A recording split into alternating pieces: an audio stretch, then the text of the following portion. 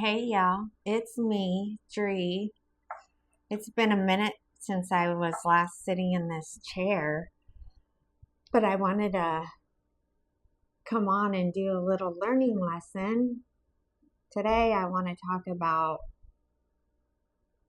what happens after you recognize distortion, because I believe that is what we were last touching on. And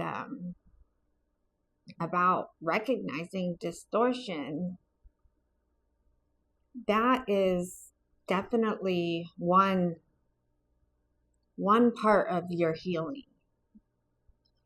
But on a second level, one layer deeper, learning or teaching yourself how to live after distortion is recognized. That is a completely different thing.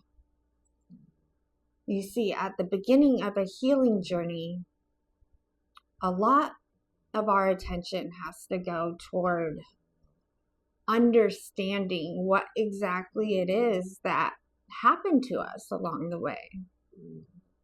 We begin recognizing manipulation. We begin recognizing emotional imbalance, and we begin to see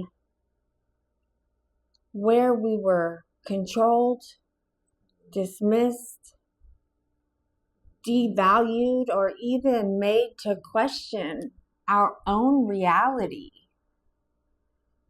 And this stage in your healing journey, that stage is necessary because, plain and simple, you cannot leave a pattern and walk away from it if you have not identified it.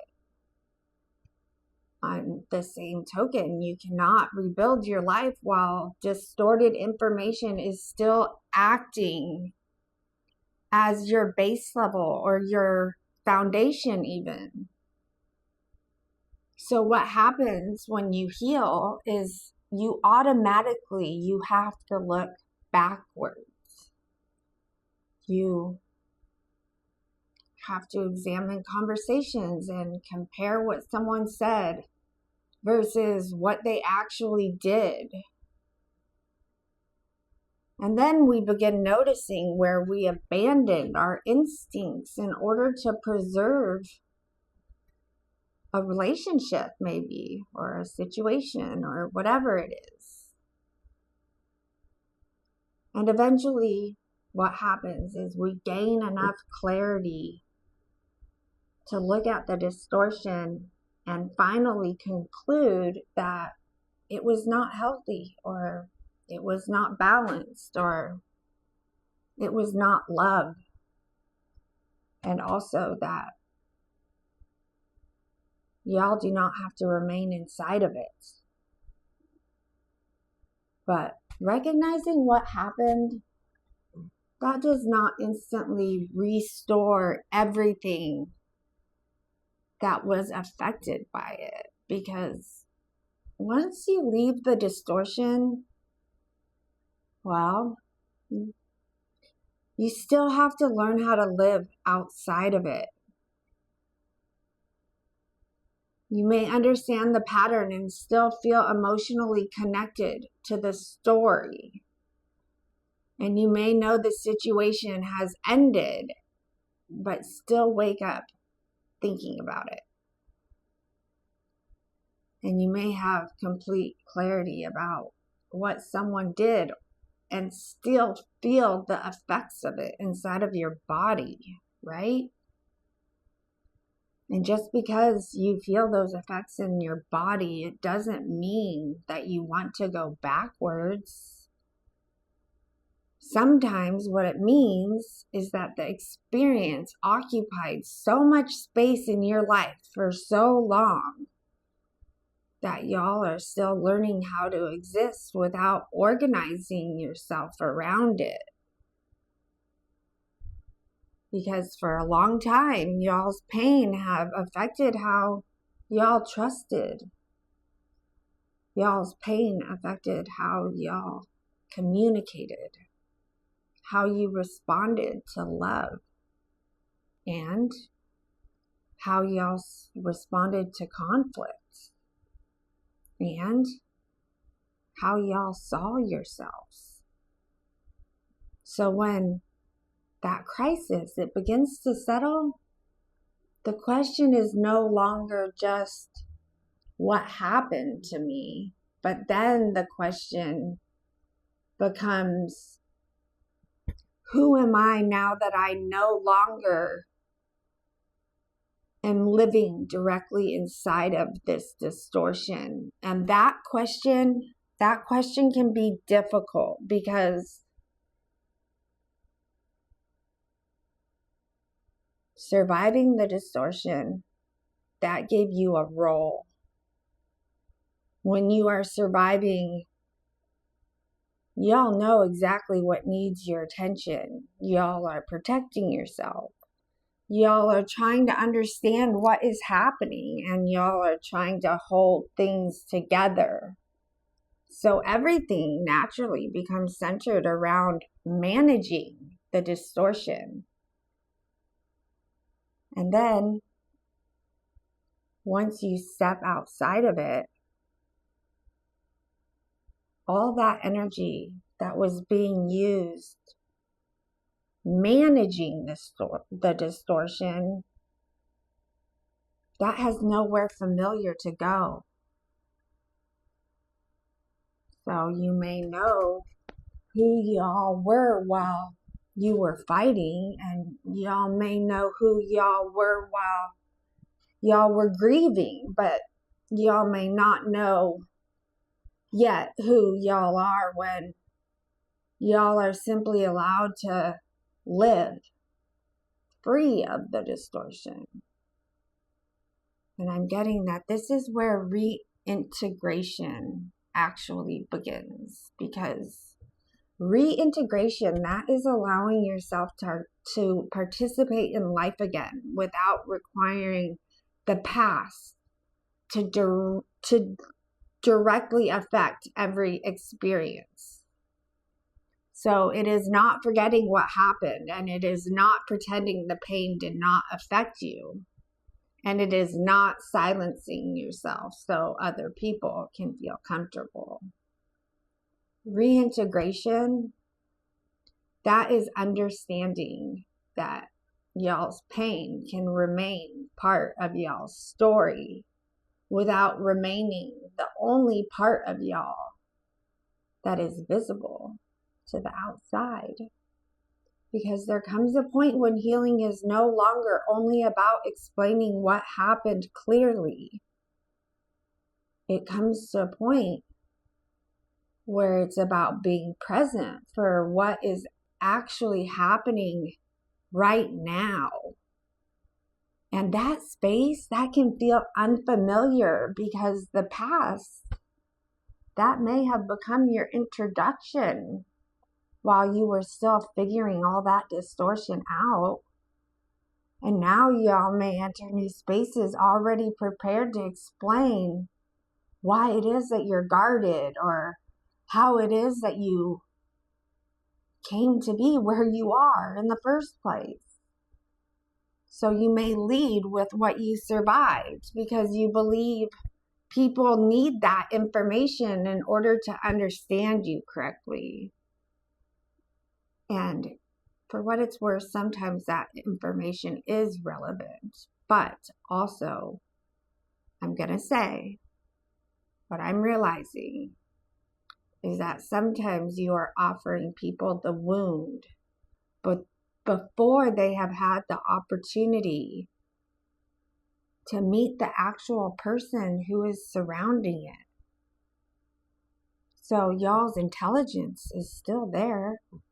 Y'all's humor is still there. Y'all's creativity, y'all's compassion, y'all's knowledge, and also y'all's ability to contribute. All those things are still there. But all of those things, they may have simply been being buried underneath the urgency of expressing what you were surviving. Y'all are allowed to enter a room without immediately proving that you have suffered in some kind of way. And y'all are allowed to contribute without explaining why contributing is difficult. Y'all are allowed to experience joy before every unanswered question has been answered. Y'all are allowed to be curious about something new while y'all are still releasing something old.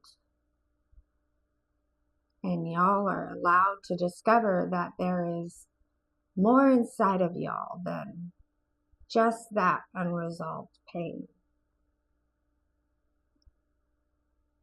Because the person moving beyond grief does not become someone who never thinks about the past. No. They become someone who can think about the past without allowing it to consume every present interaction. The person begins noticing that they can enter a conversation and contribute something that has nothing to do with their trauma at all. And then they begin allowing other parts of themselves to become visible again. Maybe y'all are becoming more socially engaged. Maybe y'all are beginning to share y'all's ideas, and maybe y'all notice that people value your knowledge when you present it. Maybe y'all connect with people who reflect your interests, your goals, or the person that you are actually becoming. Maybe all that resonating wasn't happening because you were holding on to a trauma and not exposing who you really are. Maybe y'all enter a space and realize y'all are not searching for one person to make y'all feel safe. Instead, y'all are creating safety within yourself as y'all move through the environment. And that, my friends, that is a major shift. Because after an unhealthy connection, you may become accustomed to using another person as your anchor. You may monitor their mood. You may measure whether you are welcome based on how they respond to y'all. So part of reintegration is recognizing that you can enter the world as an individual who has not suffered. Y'all can speak to people independently. Y'all can trust yourselves to recognize what feels safe and what does not. And y'all can move through an environment without constantly checking whether someone else approves of the way you are showing up. And what happens is y'all begin to see that the version of y'all outside of survival, they are not empty. That version of y'all has something valuable to offer. Y'all have knowledge. Y'all have skills. Y'all have perspective. Y'all have ideas, and y'all have the ability to connect with others. So those parts of y'all, they were not gone. They were simply waiting for the time to come that there was enough safety within you that those parts of you could come forward. And once they do, y'all may be faced with new information, because maybe this whole time y'all were never incapable of belonging. Maybe y'all were trying to belong inside environments that required you to disconnect from y'all's self. Because reintegration, that gives you the opportunity to gather new evidence about who you really are. You begin seeing that you can feel uncertain and still remain present in the moment. Y'all can recognize an old pattern while actively choosing not to repeat it. That is an important one. You recognize it and you break it. You break the pull. But also, y'all can experience vulnerability without allowing it to make every decision. And that is what self-awareness looks like in motion. Self-awareness is not only being able to describe your pattern, it is also recognizing the pattern while standing at the point where you could choose it again. It is noticing the urge to withdraw and deciding instead to remain engaged.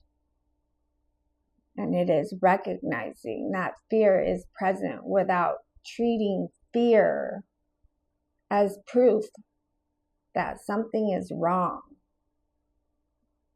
And also, it is understanding that you do not have to abandon your discernment in order to remain open. Reintegration, it's not recklessness. Y'all are not required to trust everyone. Y'all are not required to ignore red flags. The goal is not to become so open that you stop protecting yourself. The goal is to become balanced enough that protection does not prevent every new experience from developing. Because there is a difference between a boundary and a wall, right? A boundary that allows y'all to engage while remaining connected to y'all's self, whereas a wall prevents anything new from reaching y'all because something old once hurt y'all.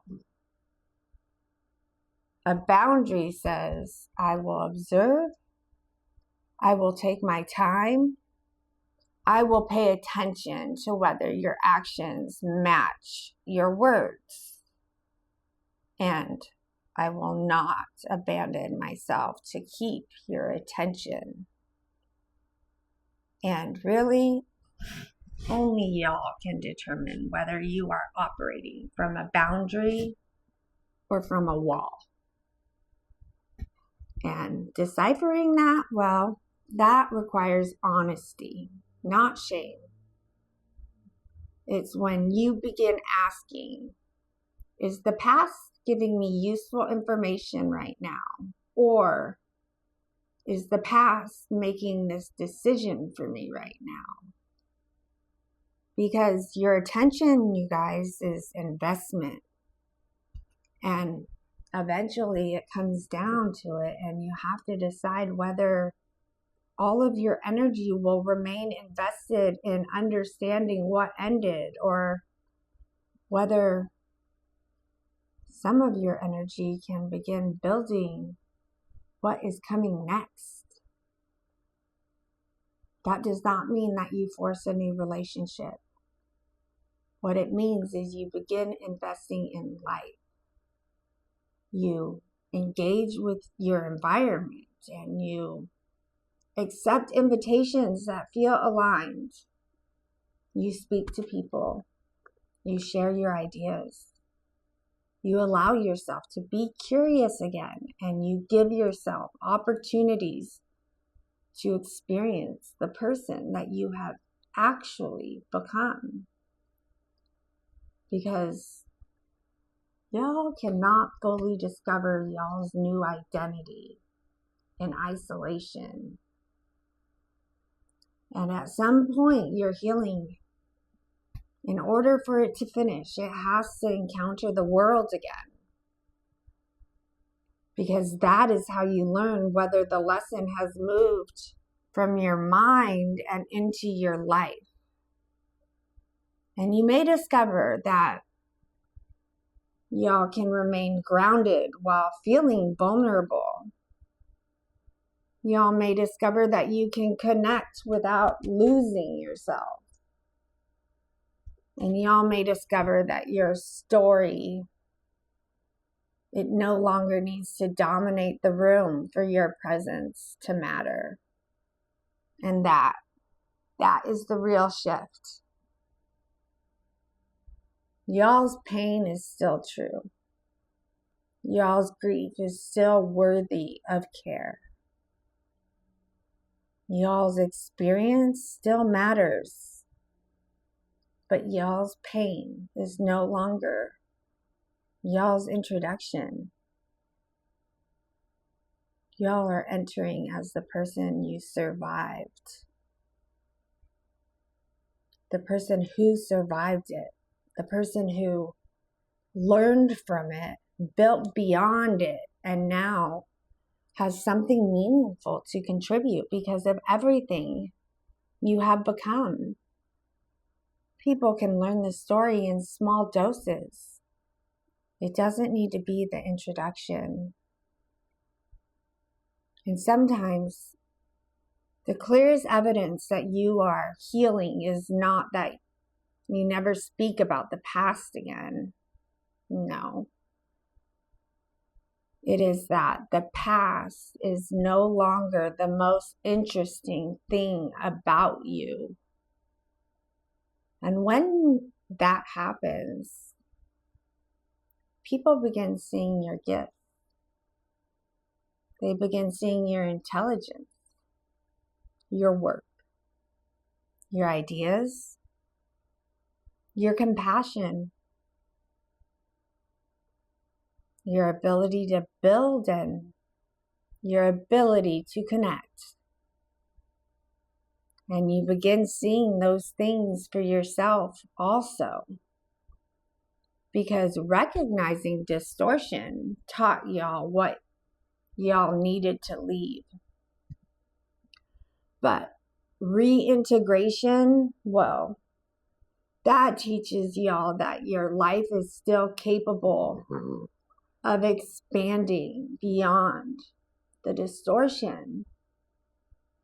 So I urge you to pay attention to the moments when y'all recognize yourself outside of survival, because that is huge. Pay attention when y'all remain present instead of withdrawing, because that means you have come a long way. And pay attention when you contribute without needing to explain yourself. Pay attention when someone sees something good in you and you allow yourself to receive it fully, because it's those moments that are the evidence that your identity is now expanding. Healing is not only about getting away from the things that hurt you. It is about becoming available for the life that exists beyond it, without having to let that old story hold the narrative.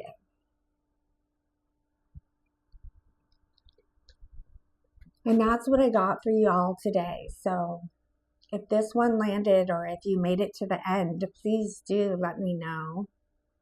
And remember, where there is love, there is light. I'll see y'all again real soon.